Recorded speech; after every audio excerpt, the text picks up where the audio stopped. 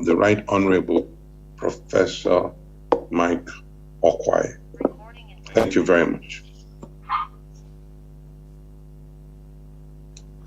Thank you very much, Your Excellency, for your very kind words. It's always a pleasure to have a discourse with you in a very refreshing manner. I will want to go straight to the task you have put before me, and so I address the relevant persons as the founder of the Bridge Leadership Foundation, Board of Trustees and Management, government representatives, emerging political leaders, technical advisory council members, civil society organizations, fellow presenters, friends of the foundation, media and social media influencers, and distinguished ladies and gentlemen. I bring you greetings from Ghana, and I'm pleased to join this conference to share some knowledge on the challenges and prospects of intentional political leadership in Africa.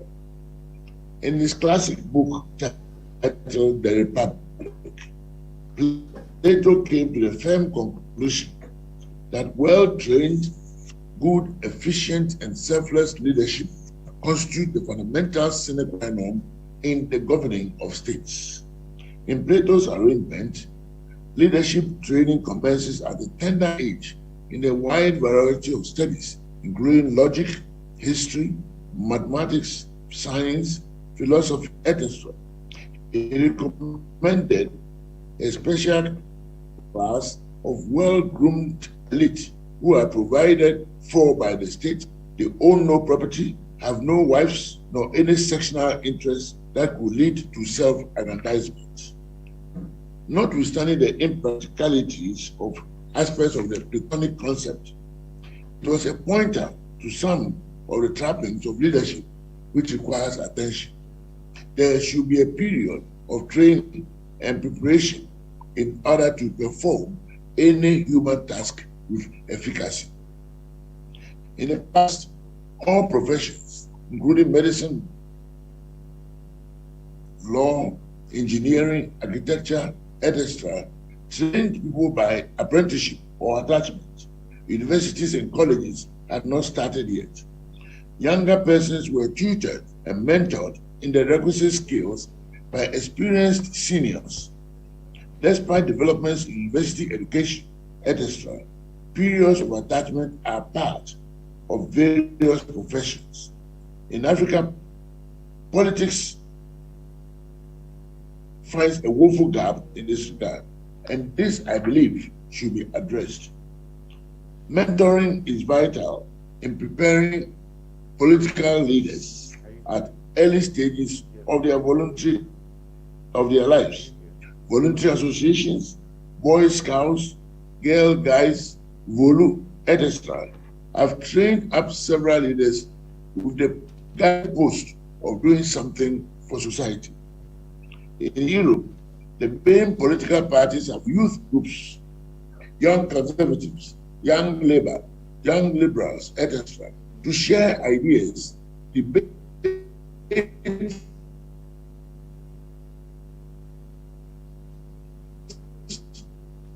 There are time-tested ways of inculcating and perpetuating into the youth the ideals of the founding fathers of that political tradition.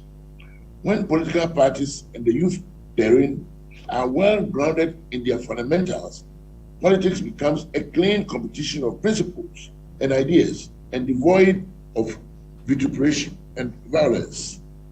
Constitutionalism. After the independence celebrations of the 1950s and early 1960s had turned out and dissolved into military intervention in politics, Africa experienced the second wind of change, which later came our way.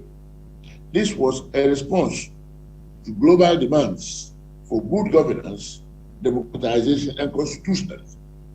The continent embraced constitutions liberally, punctuated with balance of powers, human rights, freedom of the judiciary, political pluralism through political parties, and elections, etc., all guided by a constitution as a Supreme Court, a supreme law of the land. Currently, West Africa is facing threats of military coups, largely because constitutionalism has not been internalized. This must be a deliberate work for leaders, internalizing constitutionalism. Many of our people do not see the constitutional option as the only pathway to peace, progress, and good governance. Curiously, the writer has been commissioned by the Institute of Economic Affairs to help address this deficit in Ghana through a Center for Constitutional Studies within the Institute of Economic Affairs, the IEA. We should translate the constitutions that we have into the simplest terms in local languages with illustrations, etc., for our people. It must be taught in schools, churches, mosques, civil society generally, so that we can live by the tenets of the Constitution. From school children to local government, politicians up to the national legislators, and all constitutionalism must be seen as the essence of politics in our time. Leaders and politicians. It is interesting to note that, and their people, in our nations, without appropriate grooming, present-day young politicians cannot wait to be fully mature before venturing into politics. Neither do we see meaningful attachments which could engender meaningful mentoring as we see in the advanced nations.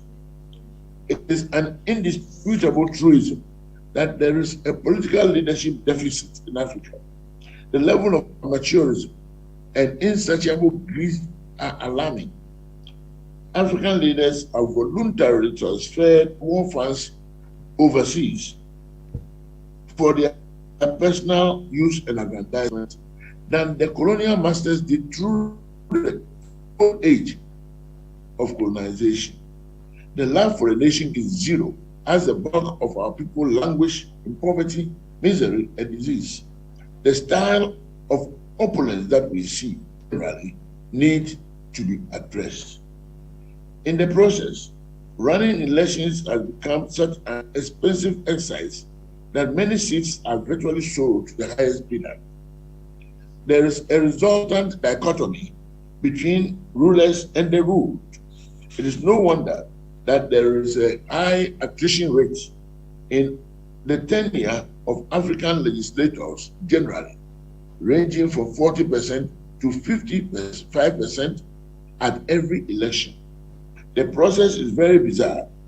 The African legislator is confronted with multidimensional roles unknown in the advanced nations. The legislator in Africa is expected to build markets, schools, and clinics, pay school fees, attend and sponsor funerals, where he or she has to contribute substantially as a chief mourner and other socio-cultural functions, which impede his or her effectiveness in performing the requisite legally mandated duties as legislator. The effectiveness of legislators is also related to the capacity they have, irrespective of their professional background and experience prior to election. Modern day legislation mainly emanates from the executive. As a result, African legislators tend to lie fallow in initiating legislation. We hide behind old British practices which are no longer applicable in the UK when the British have themselves revised their system. Vibrant legislative initiatives relating to women, children, the vulnerable, social provision, social justice, etc., when vigorously tackled, will lift the image of our legislators, as we can see in the United States of America. Furthermore, we should seriously develop the institutional backup necessary to the effective performance of our legislatures. For example, the parliamentary or senatorial budget office must be institutionally strengthened. As we know, the legislature's role in public financial management is well defined by law, whether it's Nigeria or Ghana or elsewhere.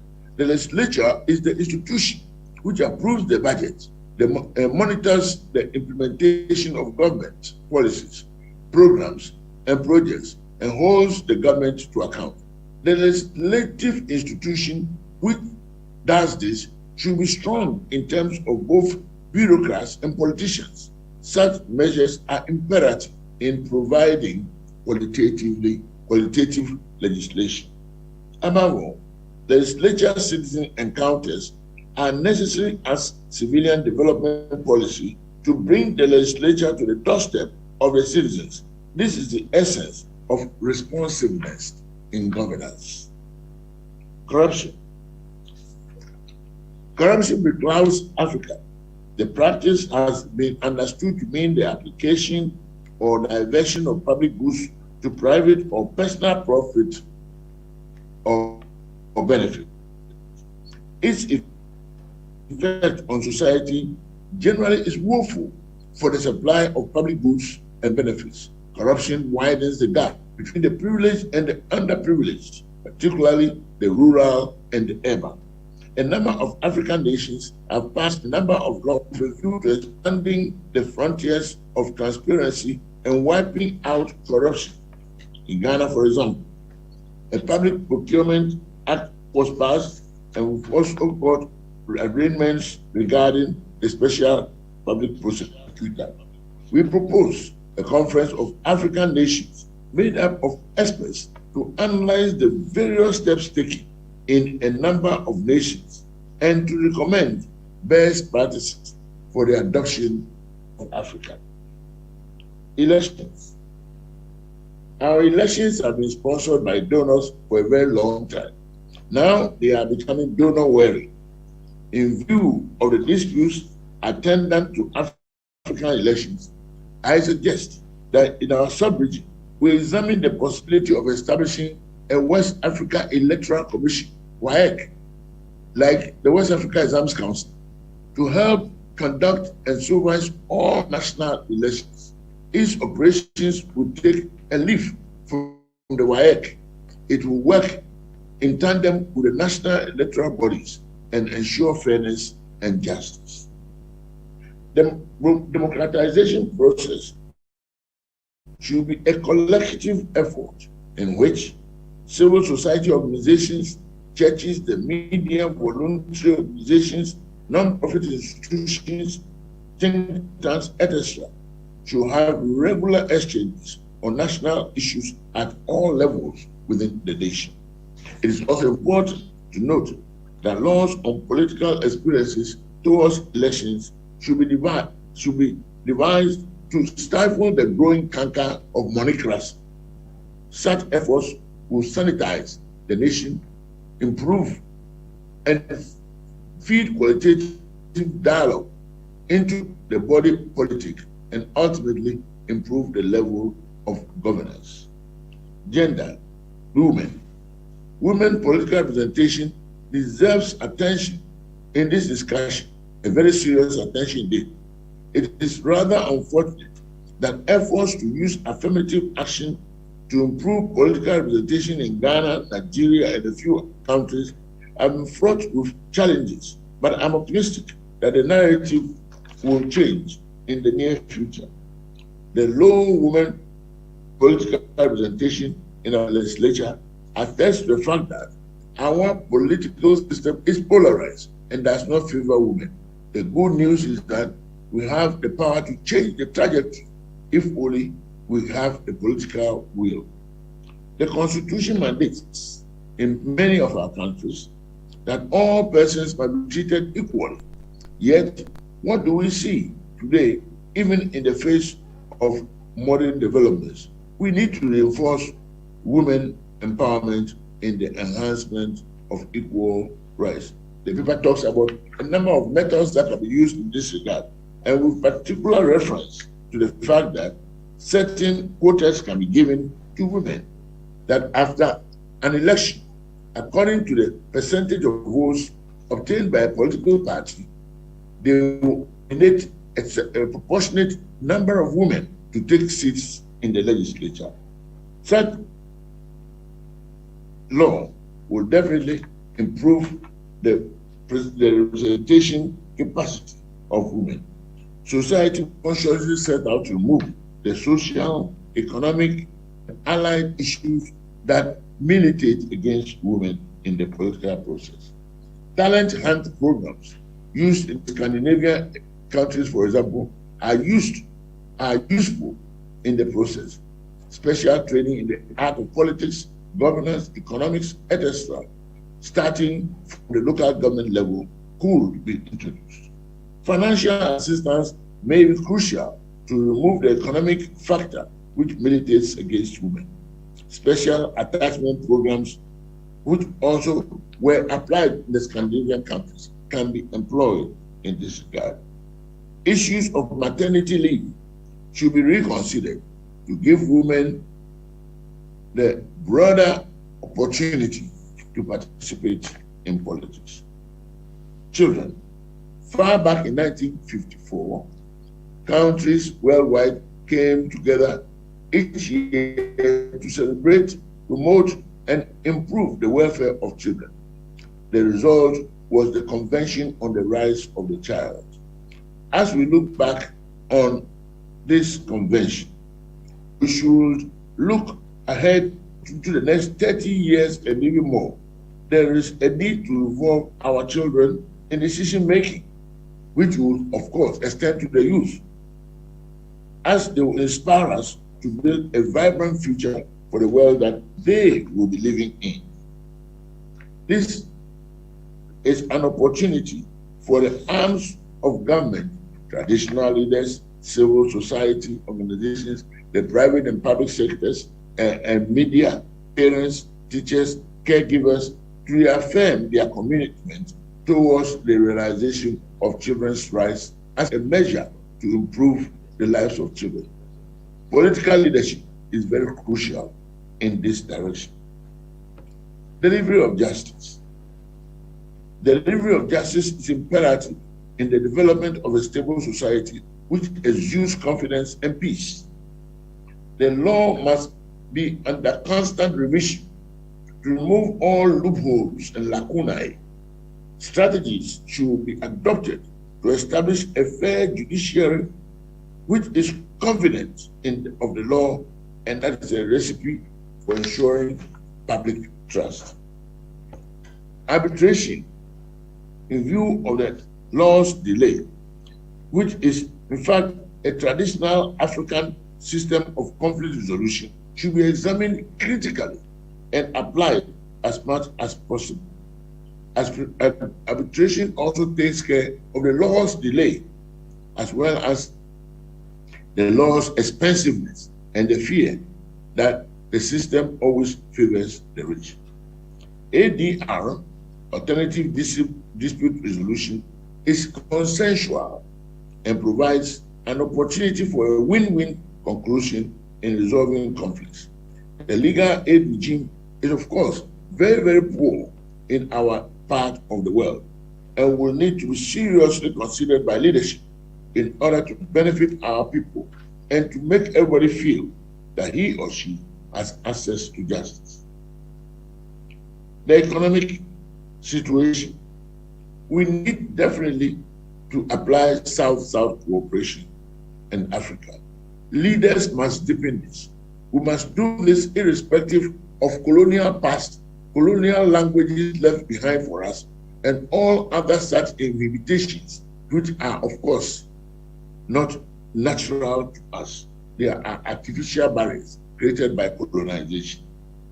Having done that and specialized the number of goods, West Africa trade should definitely want to improve so that we can be interdependent rather than non-related.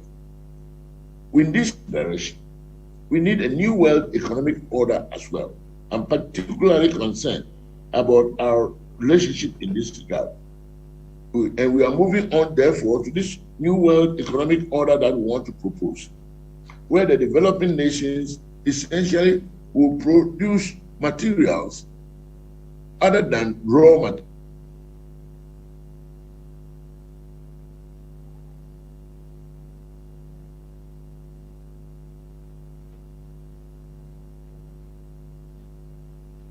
For example, produce 60% and more of the world's cocoa, but they receive 10%, less than 10% at the end of the global chain income. By the existing World Trade Organization, WTO framework, the free movement of goods globally leads to the dumping onto African markets of cheap products of all kinds. The result is that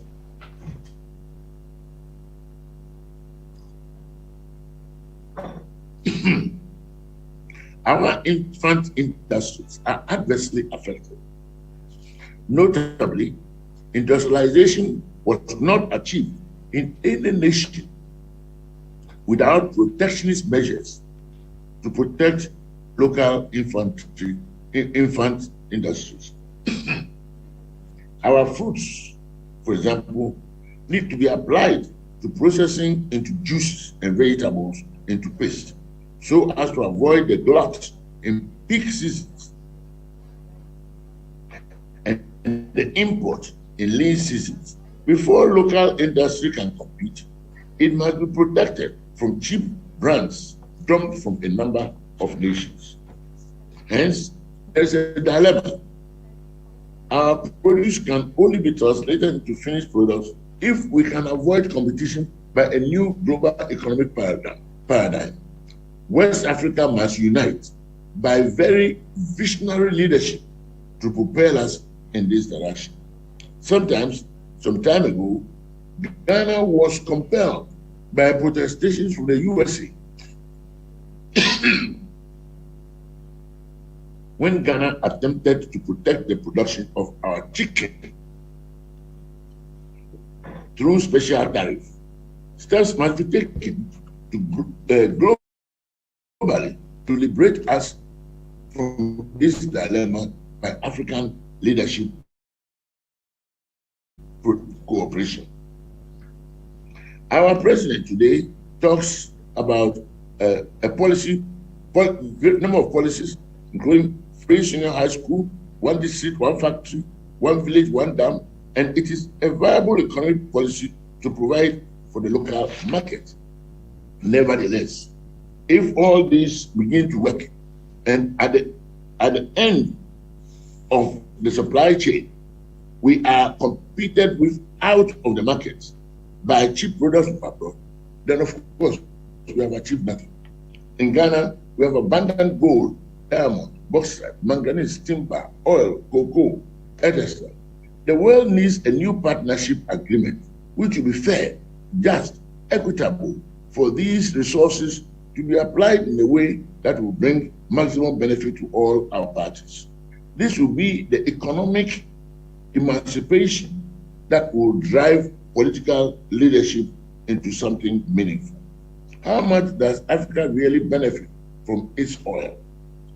Revenue levels are so low compared to a global Marshall Plan is needed by the international community to provide for Africa. Above all, like I mentioned earlier, we must grow what we eat, we must produce what we wear, and we must dwell in homes made of our local materials. This is the challenge of leadership in our time.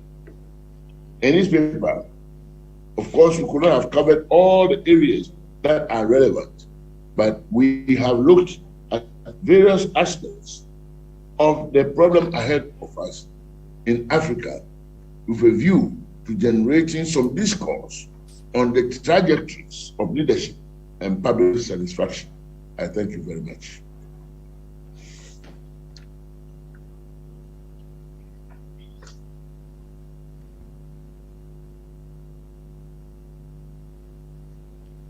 Thank you very much, sir, for that presentation. One of the things I got from it is, if we have the power to, change the trajectory of leadership, if we have the political will. And it stuck with me. Thank you very much, sir, for that presentation. We appreciate you. Thank you. So we'll move on to the next item on the agenda, which is the unveiling of the Emerging Political Leaders Fellowship. The fellowship that we've all been waiting for, and we've put in a lot of work to make sure that it happens and it takes place. And it's not just taking place as a fellowship, as any other fellowship, but a fellowship that is set to change the trajectory of leadership in Nigeria one step at a time. This this segment is going to be taken by the Emerging Political Leaders Fellowship Technical Advisory Chair, in person of Naomi Lucas.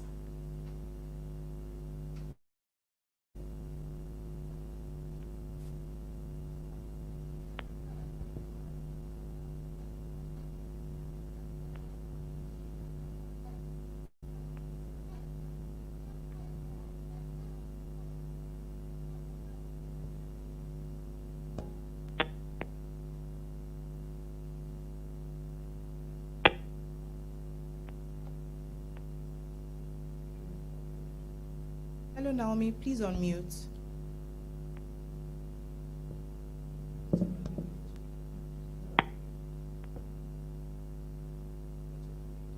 Hello, Naomi, please unmute. Thank you.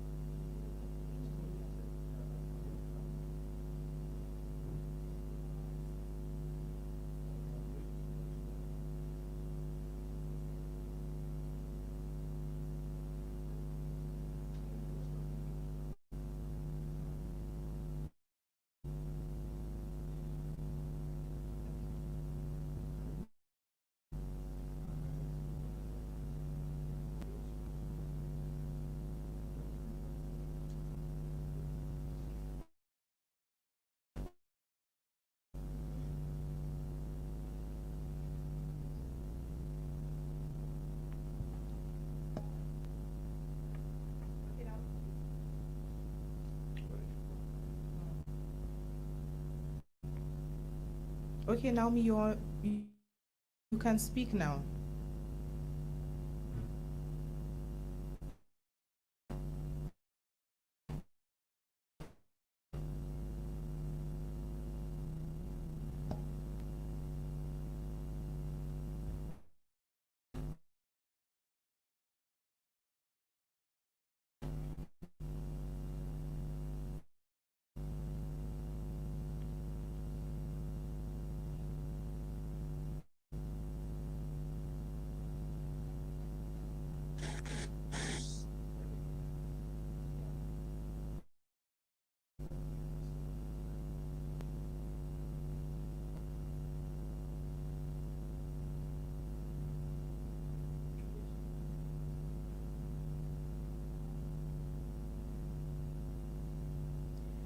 Hi, everyone. Please confirm you can hear me.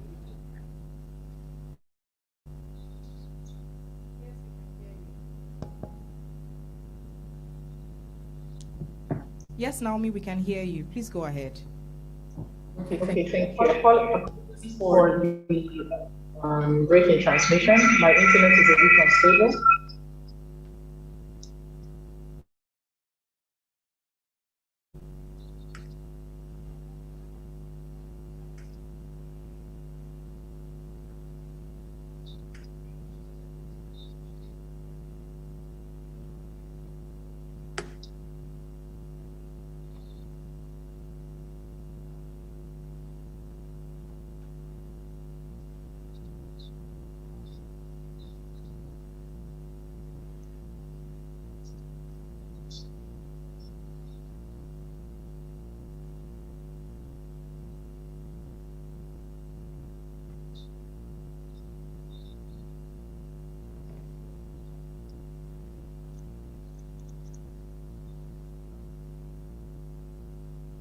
Okay.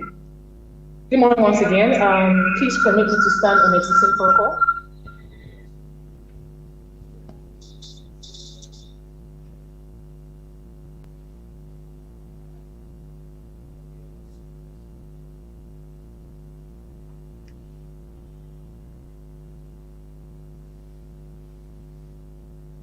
Rosamond, I need you to please confirm that you can hear me.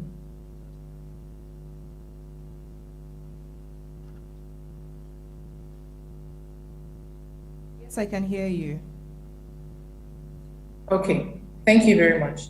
Apologies everyone for the break in transmission. Let me just go ahead and share.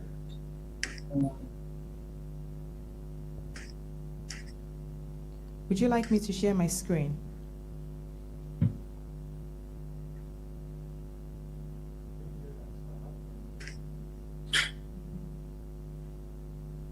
Hello, Naomi. Would you like me to share my screen if you're having issues?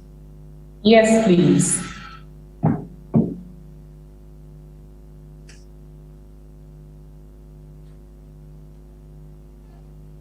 Okay, thank you very much.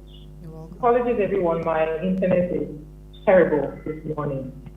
So I was saying that listening to the two speakers who have spoken before now, it essentially lays the framework for why a fellowship like this should exist. This fellowship has been a culmination of intense work in the last 1 year, just trying to, like Rosamond has said earlier, impact the trajectory of Africa's future by making sure that we can increase the quality of the pool of leaders available to run for political. Now, the problem is very simple. Rosamond, please go to the next slide. The problem is very simple. There is no pipeline for the emergence of leaders. There is no pipeline. Rosamond, please stop sharing. This is not the presentation. Please stop sharing so I can share.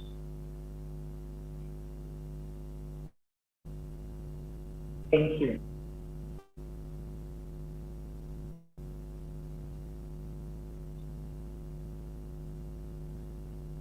Okay. So like I was saying, in Nigeria today and in East Africa, there is no pipeline for the emergence of credible leaders. Leadership so far has been essentially, it revolves around people who have access to power. The interest has been very, I'm not sure what the word is to use now, the interest has been driven by people who have, I'm not sure I can say that. Hello?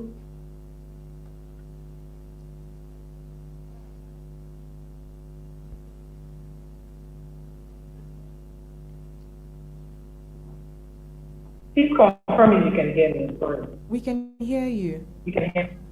Okay, thank you very much. Like I was saying, there is no pipeline for the emergence of this. In putting together this program, we did extensive research on what was available out there and how we could impact the trajectory of leadership on the continent. Now, there are several institutions that work in silos to address this gap, but the research has shown that there is not one institution that has created an integrated value chain approach to solving the problem. When we talk about the quality of leadership, there are so many things that come from corruption, terrorism, vices, and just generally poor governance. And there are different things that need to go into the design of anything that can impact the quality of the pool that we have.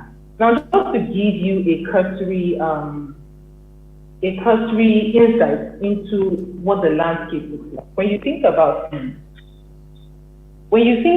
what constitutes a democracy, what our research has shown is that, to be honest, on the entire continent, there's just one country that is fully democratic. When you think about features like separation of powers, individual rights and freedom, the rule of law, minority rights, freedom of speech, equity, inclusion, free and fair elections, justice, there is actually one country that meets that criteria.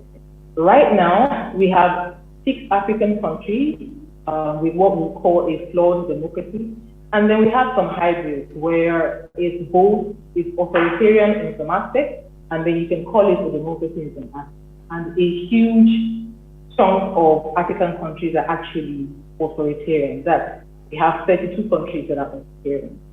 Now, to deep dive into what the landscape looks like, we have a president who has been in power for 1 year. That's the president of Equatorial Guinea, Theodore Obiang. So far, in the last decade, we have had 43 coups and attempted coups just in the last 10 years across the continent. We have presently 13 six-type presidents on the continent. And we have a president who is 87 years old. And as we speak, since 2019, we've had 15 active armed conflicts in the country.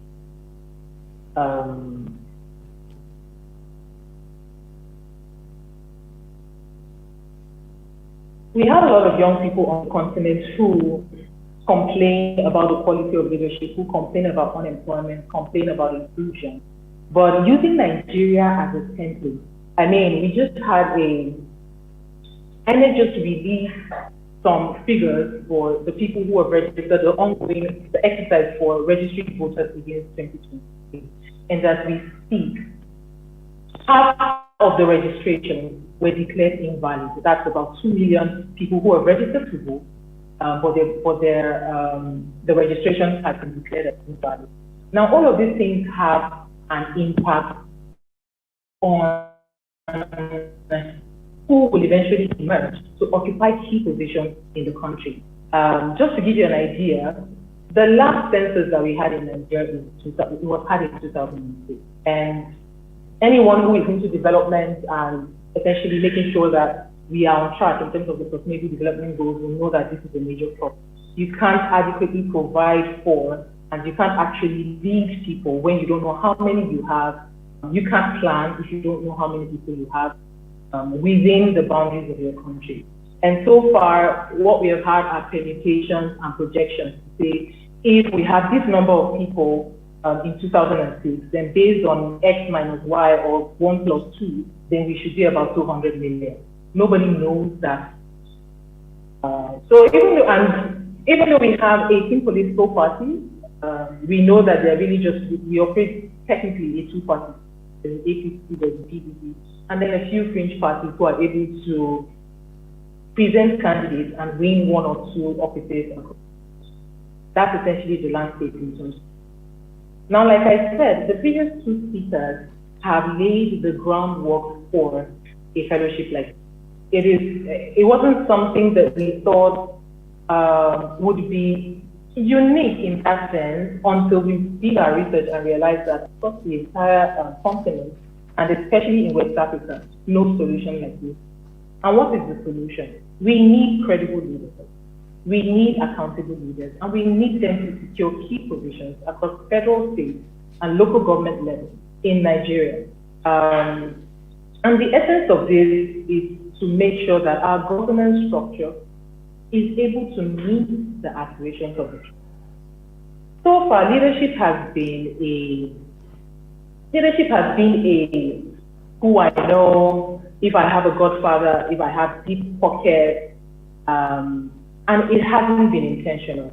So while we have people on the one hand clamoring for good governance, we have people in power mostly who don't have the capacity to meet the aspirations of the people. And this is what the Bridge Leadership Foundation is trying to do with the fellowship. It's a non-partisan program, and I think that it's important to state that. It's a non-partisan program, and the intention is to nurture and prepare young Nigerians for leadership across all levels in the country. And like I've said several times already, we just want to improve and increase the quality of people who vie for elected positions. And subsequently, we're hoping that that would impact the quality of developmental interventions that are being staged left right. We are committed to finding and raising political leaders who are intentional about changing the trajectory of politics in Nigeria and indeed the continent.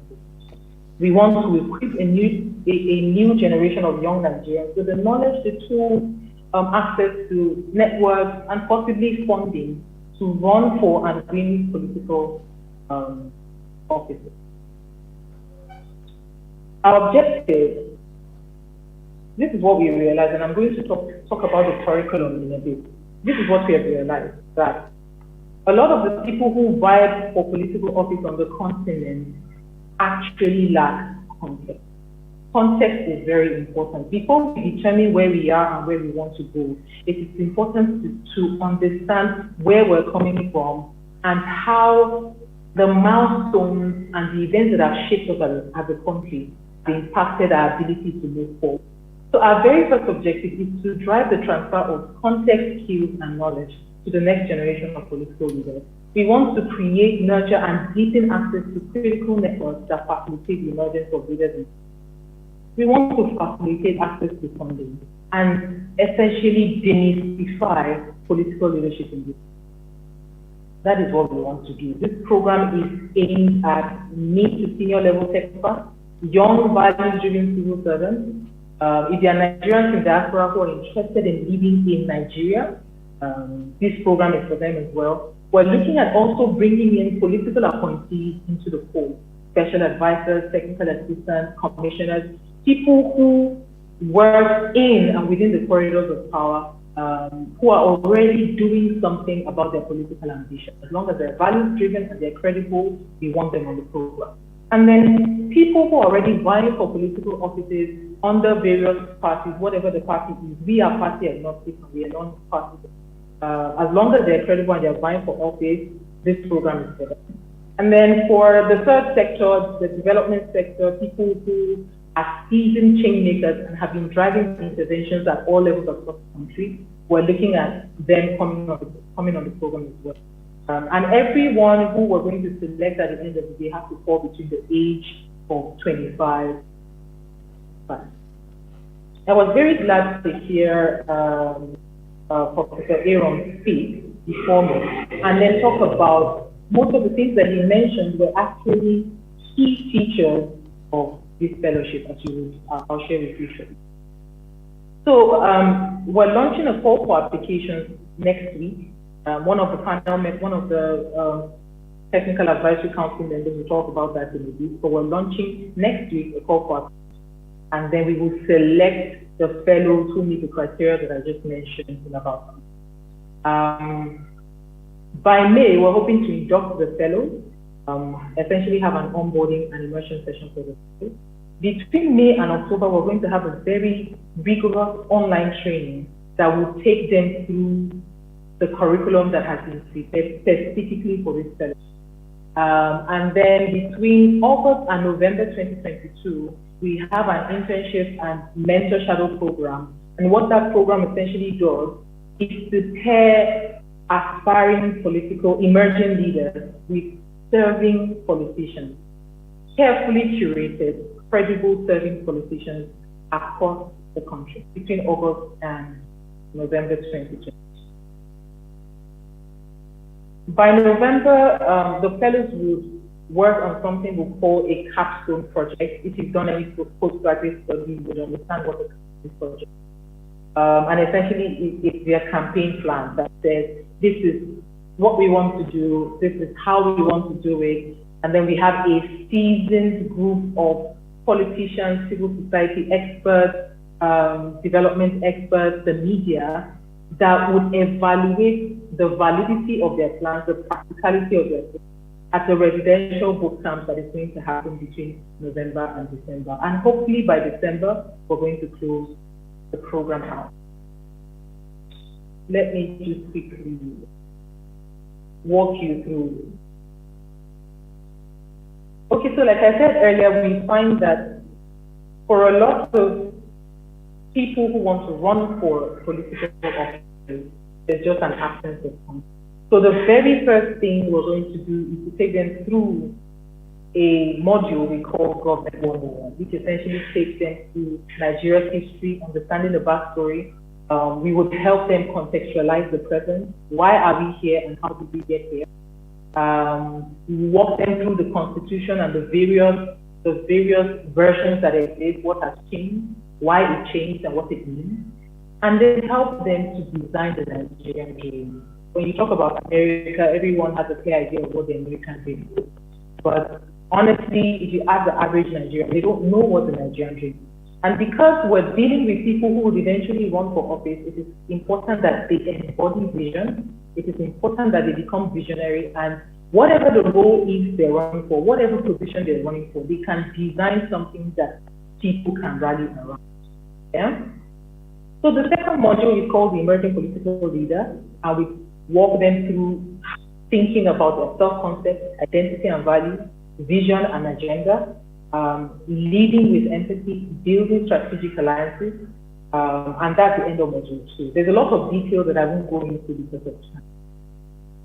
And then the third is a very important module, which essentially covers everything that you need to know when you're running for landscape and stakeholder mapping, party politics, planning your campaign, financing your campaign, mobilization and stakeholder engagement. And then we have a roundtable where people who have helped politicians emerge will talk them through the process. The fourth module is called Losing and Winning. So we have seasoned politicians who will talk them through primaries and how it works, what happens between primaries and elections, what happens on election day, what happens immediately after elections take place, and then how to win with humility, how to lose with grace, and if for any reason fellows feel that their mandate has been stolen, how to reclaim their mandate. Like I've said so many times while speaking, we are trying to make sure that every single person who applies for the program and is selected have the context that they need to run for office and to win within Nigeria's politics. Very complex. Now, module 5 will talk about sustainable politics. The way we are going in the country, we're honestly at the edge of it. We believe that it is critical for leaders who want to run for office to be intentional, because we have goals, sustainable development goals, and those goals are shared by nations across the world. The intention is to make sure that we have an equitable society that people can live in and thrive. And with the way things are in Nigeria today, it's clear to anybody that sustainable development goals are not front and center in the way policies are. So we'll have someone from maybe the UN talk about sustainable development goals and then deconstruct that and apply it to the Nigerian context. And then we talk about bad governance, poor governance, but what does good governance look like? When we say, okay, a government is working, what are the features, what are the characteristics, and what are the indicators of good governance? And then how do these fellows stay abreast, ahead, and afloat? This is important because a lot of politicians go into the space with noble intentions, but they make a mess of their time and the trust that has been reposed in them between when they become political office holders and then when they leave office. And then take them through what it means to build a lasting legacy and how they can go about it, and then teach them how to finish strong. This is very important. And then they develop their Capstone Project that was presented at the boot camp. So essentially, this is what the curriculum looks like. The benefits for the fellows are actually immense. Access to a world-class faculty and facilitators. One of our council members will walk us through the facilitators the faculty that we put together. We're still talking to a couple of people, but we have a pretty formidable faculty. Then the opportunity to network with like minds and forge critical partnerships for the future. Opportunity to intern with seasoned and credible political leaders in Nigeria. Access to a high caliber pool of political mentors. And then increased visibility for the fellows as well for their campaigns and projects. There's an entire media plan that will underpin what we're trying to do with the fellowship. And then the opportunity to secure donors or funders for fellowship, political fellows for their political initiatives. And then, of course, access to a lifelong support community. And this is very important for them. Overall, I've said this before, but it's important to reiterate that we just want to significantly increase the quality of leaders vying for political office. We want deliberateness, we want intention. People should be very deliberate about running for office. And then we want to provide that ecosystem that community that can help them thrive and also hold them accountable when they win. So in a nutshell, this is what the Emerging Political Leaders Fellowship is about. Rosemond, I'm yielding the floor to you now. Thank you, everyone. Apologies again for the internet issue. Thank you.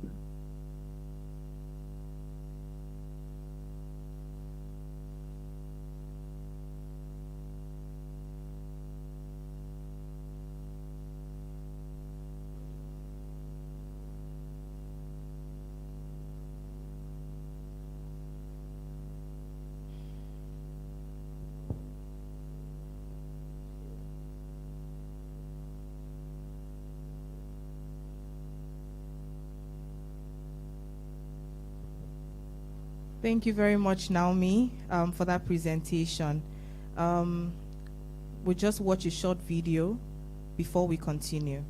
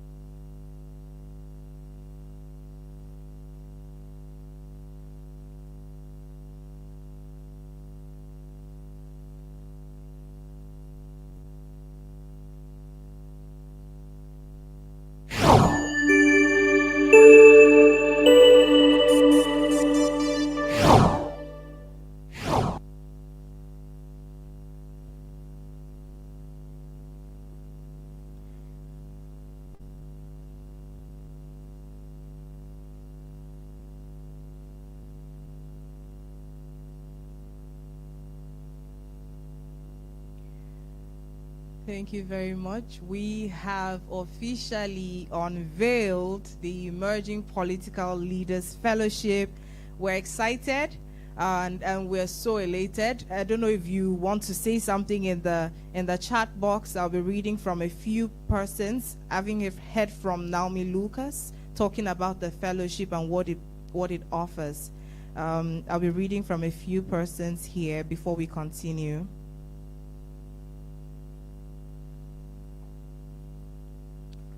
I'm waiting. One or two persons. What do you think about this fellowship?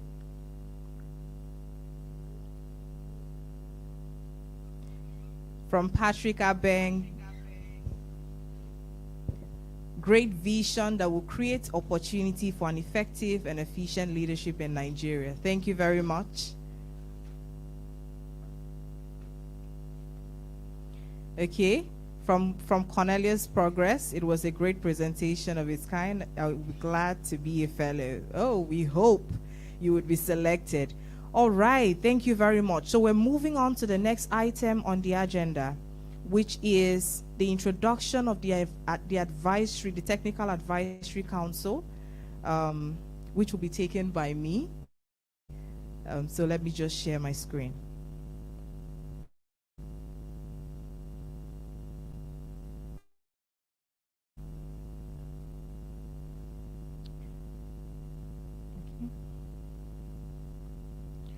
All right, so one of the things that we were looking out for when choosing the members of the Technical Advisory Council is people that have experience and people that have a passion for the Nigerian dream. And that was our core focus in selecting the Advisory Council members. And they have been very pivotal and critical to the work they've been doing behind the scenes. And it would be interesting to note that they are providing technical support to the Breach Leadership Foundation's team, making sure that we have the right pool and we're able to select the right fellows and we're able to provide the right support to the fellows in due course.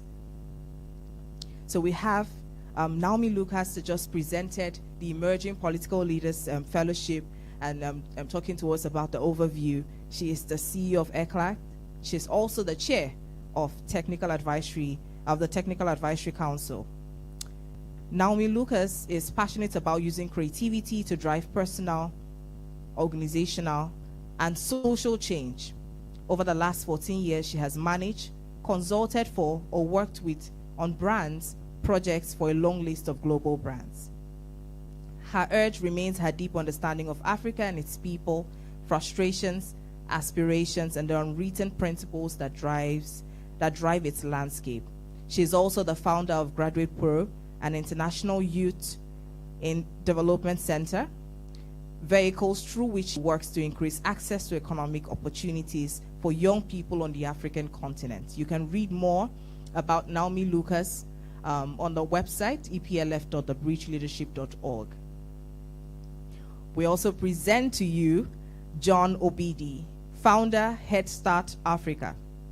John Obidi is the new media consultant, international speaker, and personal development trainer.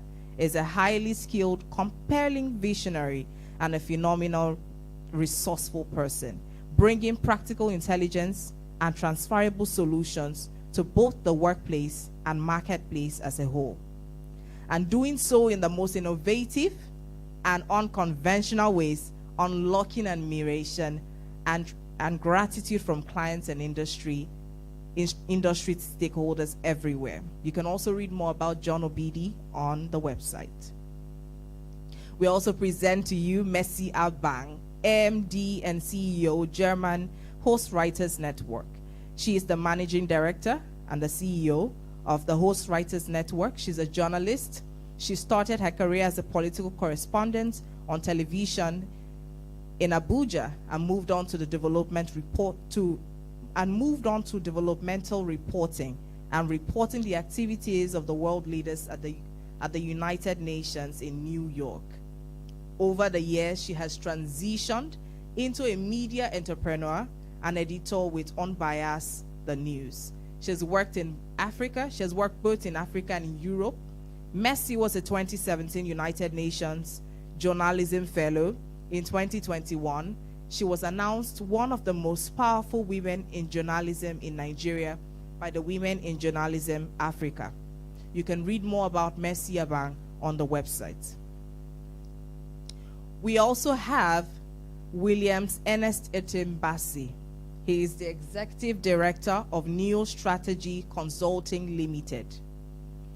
Williams is a public servant, scholar, and seasoned executive who has earned a strong reputation as a top-tier molder, trusted advisor, and thought leader who has greatly contributed to key policy decisions on democratic governance, public administration, elections management, peacekeeping, public safety, state and international security, with a focus on strengthening political transitions in the areas of collapse and fragility while preventing and countering violent extremism. He's a polyglot with impressive cultural immersion skills, having traveled or lived on 4 continents. Finally, he has mentored an average of 2 students yearly as a leader in the University of Reading's Thrive Mentorship Program. Read more about Williams Etienne Bassey on the website. Last but not the least, we have Ayo Maji. She is Executive Director, Africa Leadership Initiative, West Africa. She's a graduate of University of Lagos with over 8 years in director and board positions.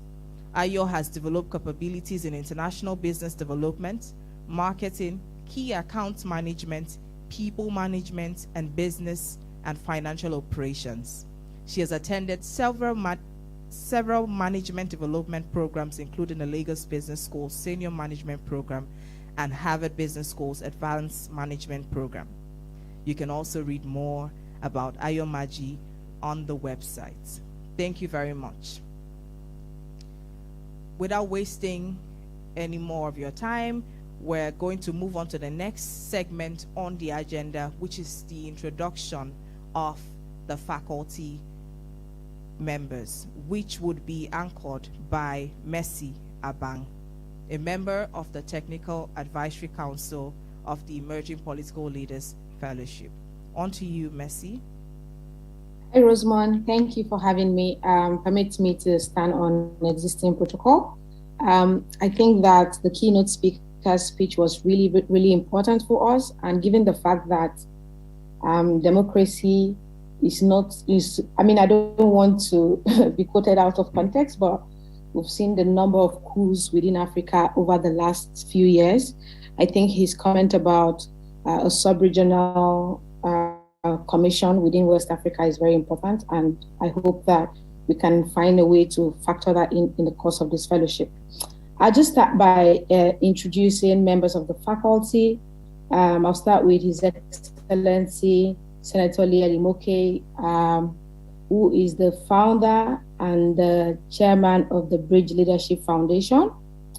Advocate Nelson Chamisa is the president, Movement for Democratic Change, MDC Alliance in Zimbabwe. Next is Mr. Oluseun Onigbinde. He is the co-founder and he is the director, budget. We also have Right Honorable Gol Lebo. He is a former speaker, Cross River State House of Assembly, who is also a faculty member. We have Miriam Aliko Mohammed. He is the chief operating, She is the chief operating officer, Modalali. And we have Pastor Francis Adebayo. He's the former governorship aspirant, author, So You Hate Politics, and a senior pastor at Harvest Place, Maryland, Lagos. Next is Akin Oyebode. He is the current commissioner of finance and economic development with the Ekiti State government. We have Yomi Badejo Okusanya, the president and group managing director, African Public Relations Association, and CMC Connect Perception Managers. And we also have as member Abiodun Ayo. She's a country director. I think Abiodun says she. I'm so sorry, I'm not sure the titles. Yes, I'm sure of that. Country Director, Global Rights Nigeria. And we have Lanre Osibona, founder and CEO, Foresight Group. We have Dr. Raphael James, founder and director, General Center for Research, Information and Media Development.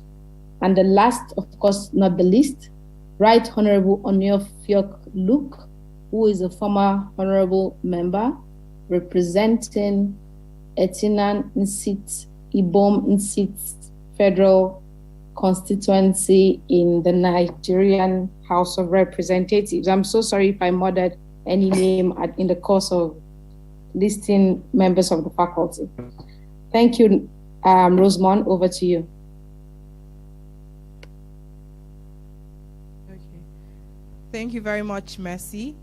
We also have Samson Itodo, who is okay. I didn't have. He wasn't on my list. Yes, we also have.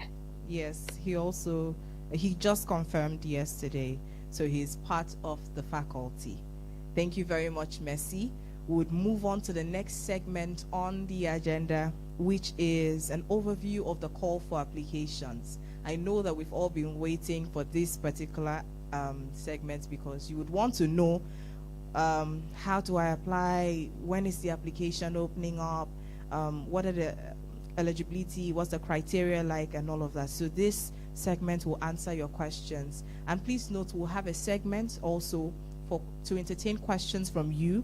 So kindly prepare your questions, write them down so that once it's time, you can also drop your questions. So I would like to introduce John Obidi, Emerging Political Leaders Fellowship Technical Advisory Council member, who would be taking this particular segment on the agenda. Over to you. Thank you, Rosamond. Thank you, everyone. Permit me to stand on existing protocol. I am excited to be sharing the call for applications into the Emerging Political Leaders Fellowship. I believe that this fellowship is going to set the tone for political leadership in Africa. And I think that everyone who aspires to be a part of this fellowship ought to take this very seriously. So that said, let's talk about the call for applications and what this really entails. The Emerging Political Leaders Fellowship is the flagship fellowship program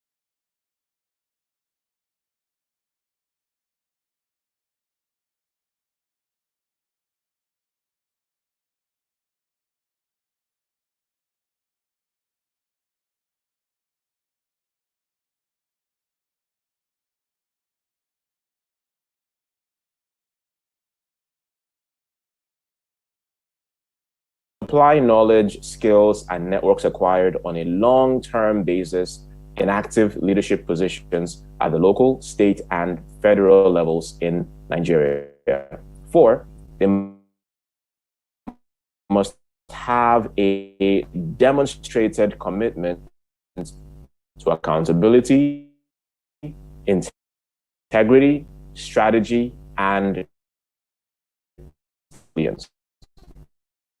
Who should apply?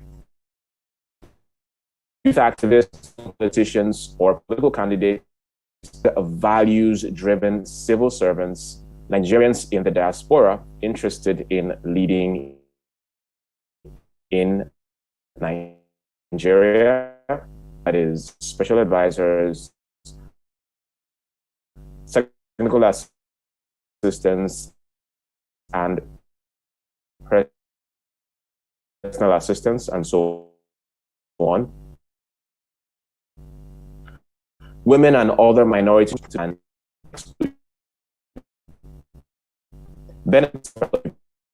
The benefits of we have local travel fellows coming in for the 1 week in for their arrangements in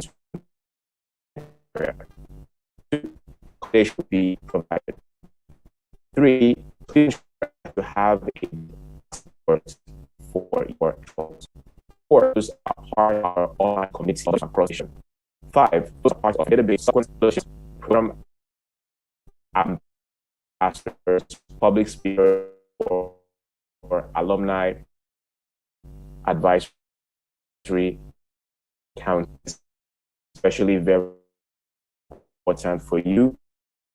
But one huge part of it is not just will learn, but the people who are going to will experienced civic leaders, past serving and current serving leaders in the Nigerian government.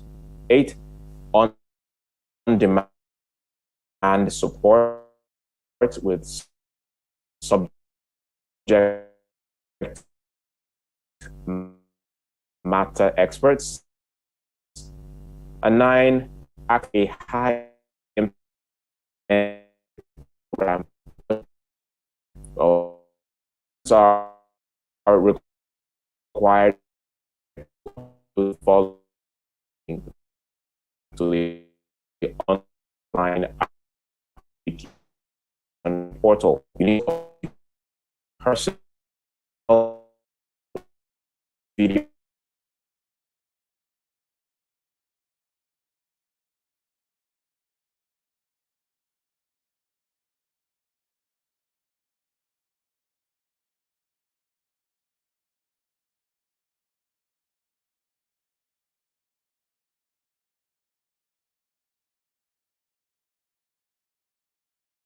online application.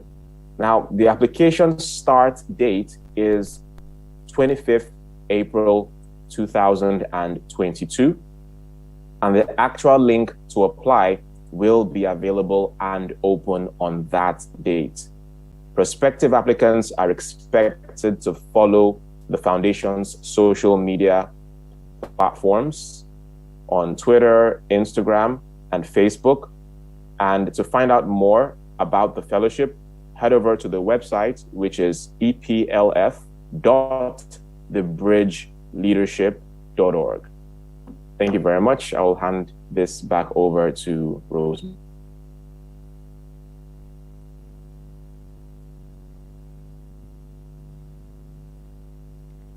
Thank you very much, John, for doing justice to that. We know that we have a lot of people, based on the comments that we're seeing here, that are warming up to apply for the fellowship, and I wish you the best of luck. May the best man win, so to say. So we're going to move on to the interactive session, and we're going to be entertaining questions from you. We know you've listened to us talk about the fellowship, talk about the foundation and what we've been doing in the last 10 years, and you have questions. So this is a time where you can use the Q&A box, or you can drop the questions using the chat. And I would target these questions at any of the Technical Advisory Council members, as well as a few faculty members if need be. Okay? So we have a question. We have a question from Antagaita. He or she, pardon me, is asking, will this reduce cost of elections across the African continent? And I'll target this question to Mr. Ernest.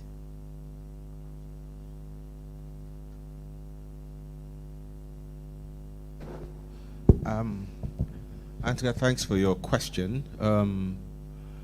Your question concerns the West African Electoral Commission proposition, which Professor Okwai talked about. You have 3 questions here. Firstly, will this reduce the cost of elections across the African continent? I would argue probably not. I think the logic behind Professor Okwai's proposition has more to do with midwifing the electoral process, ensuring probity, and ensuring a sense of equity about the way things are done, so that there's no due or undue advantage to anyone or any particular candidate or party. Your second question was, will this provide a platform for diversity equity, and inclusion, where young people and women can have a fair playing field. The context is important here, regarding your question.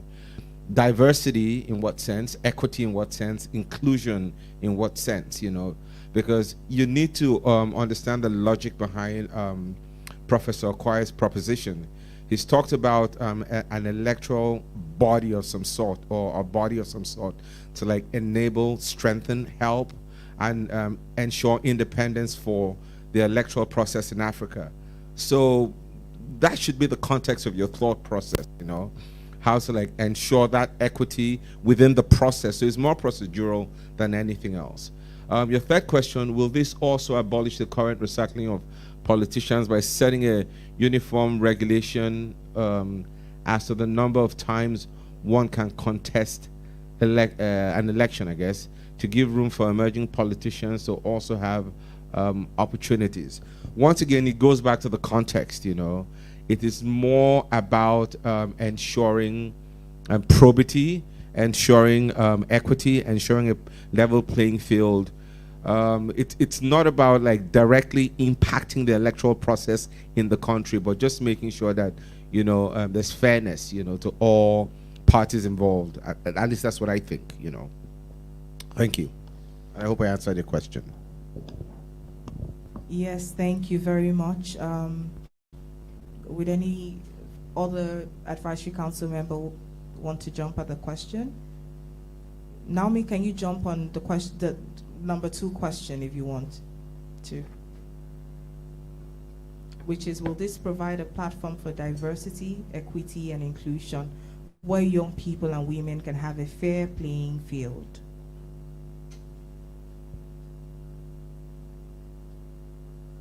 Hi, Rosemont. Hi, Naomi. And hello, everyone again. Honestly, I would say yes, but that would be a cautious yes. One of the key things that we must all understand is there's a limit to what we do. There are macro factors that are beyond the fellowship control or influence that might impact the outcome of the things that you have mentioned. But if you're asking about diversity, inclusion, and all of those sustainable goals within the context of the fellowship, can give you a definite yes. We've defined the kind of people we're looking for. It's a small number compared to the people who will run for office, but we're very conscious in terms of designing we're very conscious in designing the curriculum, designing the selection criteria when fellows are selected. We're very conscious of diversity, we're very conscious of inclusion, minority people, women. As long as they meet the criteria, they will be selected. So we don't have any problem within the fellowship, but outside of the fellowship, there's only so much we can do.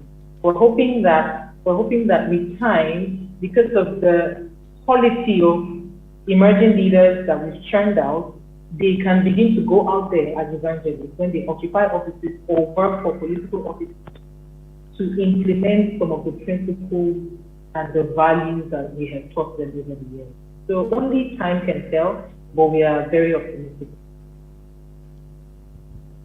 Okay, thank you very much, Naomi, for that response. This second question is directed at John. Godia Peter Haruna is asking 2 questions. The first is, I missed the part of the 2 recommendation letters. Can you please recap? And also, are there any specifications for the 3 minutes video resolutions?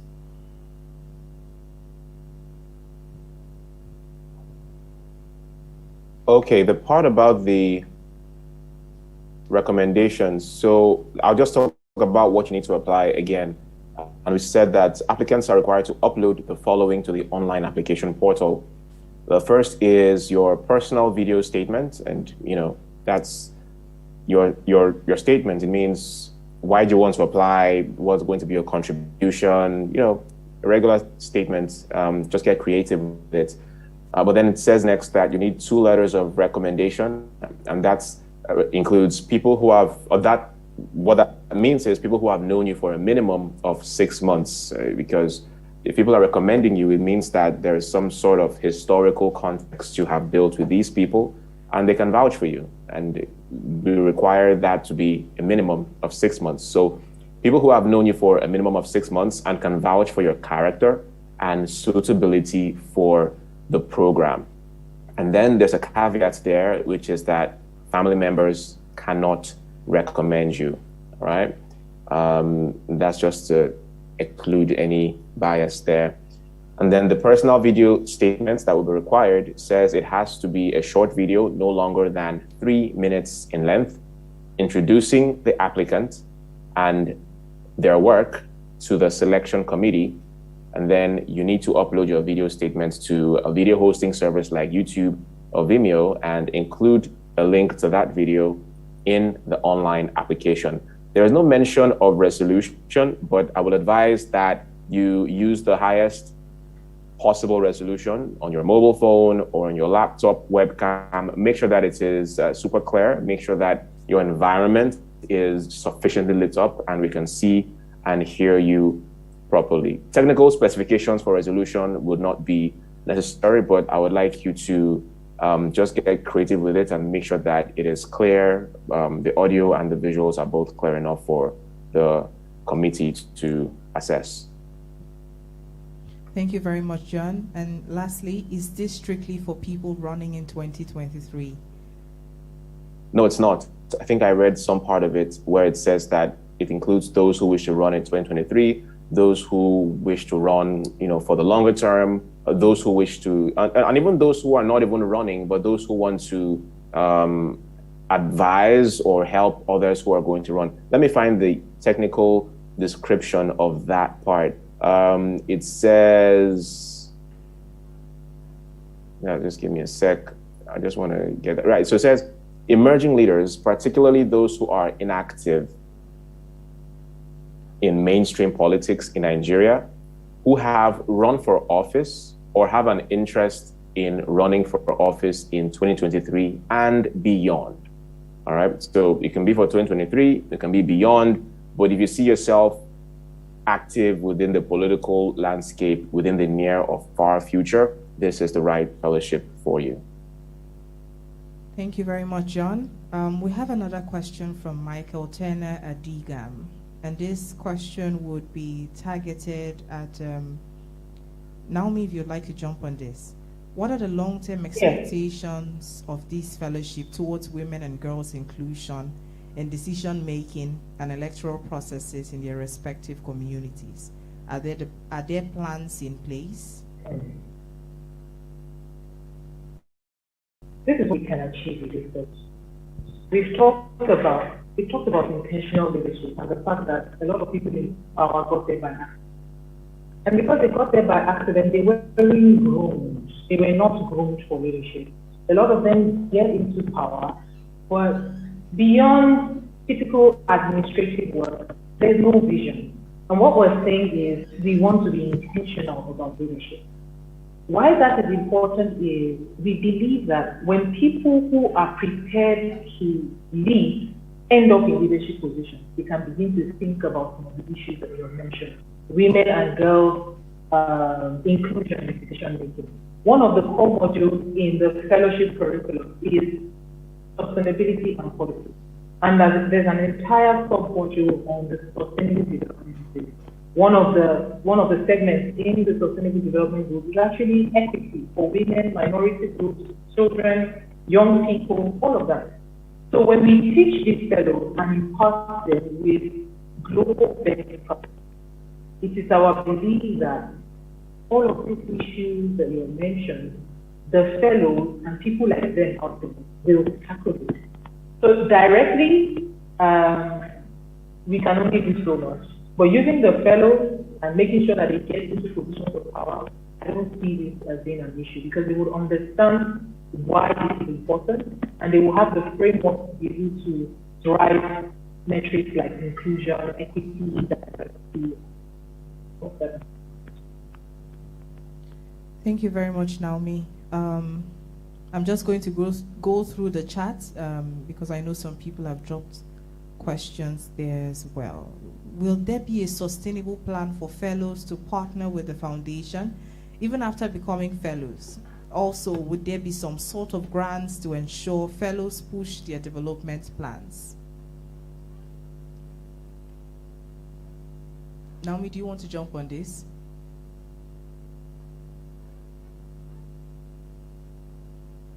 Okay. So, Steve, the first question you asked, long-term plan for the fellows to partner with the foundation, right? Yes.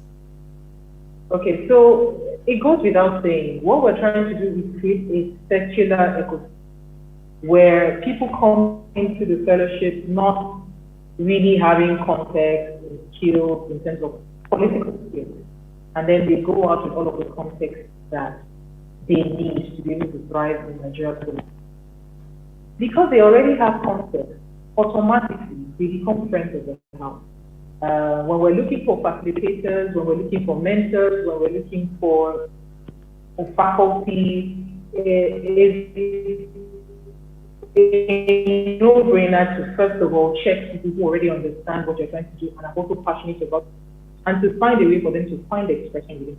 So there's a long-term plan for the place to be immersed in what we're trying to do and then to give back because they now have. I hope that answers the question. What's the second question? I know you asked the question. Yes. Would there be some sort of grants to ensure fellows push their development plans?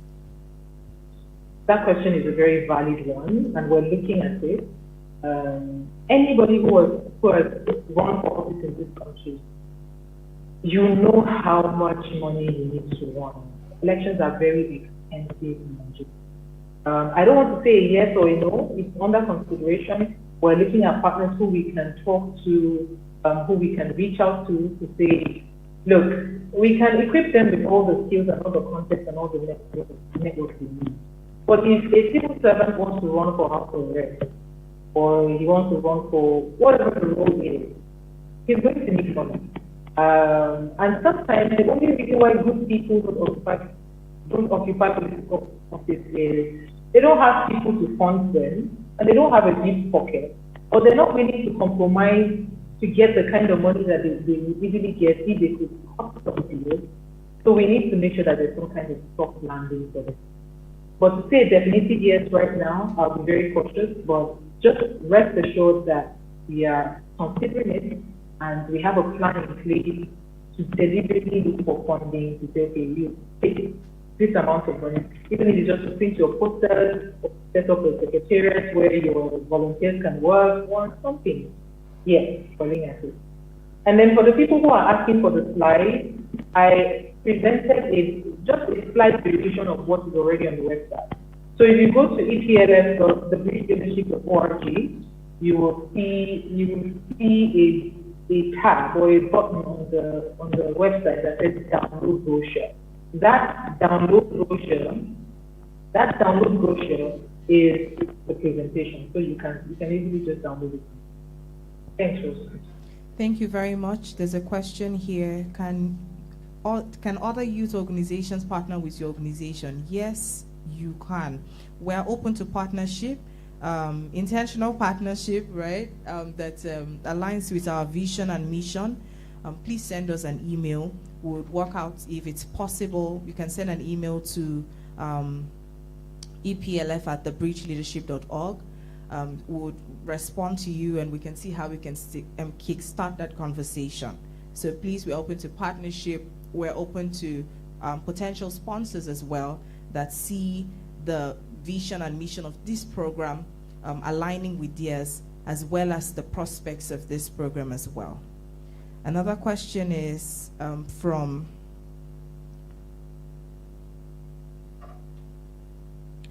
Pam Tongo Etoti. In case where the old people are not ready to allow the youth serve, are we to fight with them? Will this fellowship change the narrative? I'm going to target this question at our chairman/founder of the Bridge Leadership Foundation to respond to this.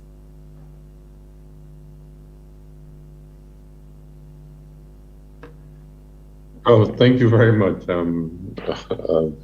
Rosamond. I think Well, in politics, it's all about your own vision and your own commitment, and indeed your own audaciousness and gravitas. Nobody's actually going to step aside and say, "Oh, it's time for young people to come and take office." But the young people have much more capacity than the older ones to actually engage in political activity at the grassroots and have a significant impact. So this program is designed to prepare young people more meaningfully to face the challenge of not just running elections, but actually providing purposeful leadership.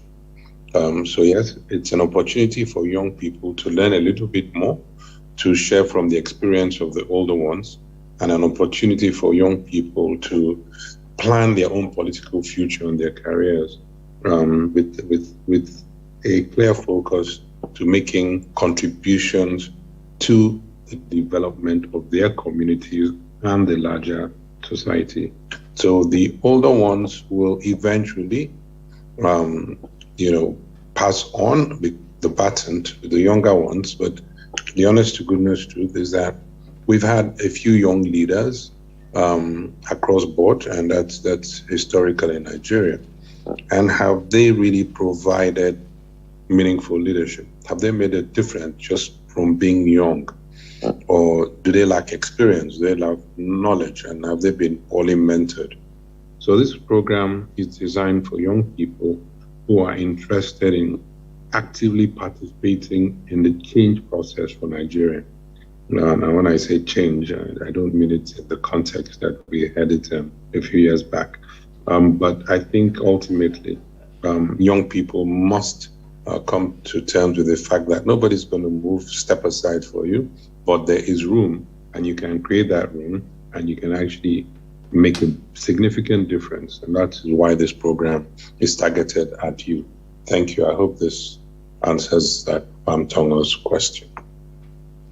Thank you very much, sir. There is room, and the room will be created for you if you're ready. Okay, so the next question is, must applicants be members of a political party? Mr. Ernest, do you want to answer this question? Thank you. As stated, I think, on the website and in part of the literature we've sent out, we're very, very, very, very non-partisan. So the objective is to strengthen and build capacity. So we're not necessarily looking to fitting into some kind of political ideology. So no, we are non-partisan, and I think that will stand us out on the long term. And I hope that answers the question. Yes, it does. Naomi, do you want to jump on this as well? Okay, let me just, I'm just going to buttress what Ernest said. We're non-partisan, we're party agnostic. So APC, PDP, Modern Party, APGA, if you're a member of a party, better. But if you aren't, not a problem. Well, honestly, if you're serious about engaging the political system in Nigeria and you're not a member of a party, I really want that. So we would even encourage you to join a party. It's important if you want to actualize your political dream.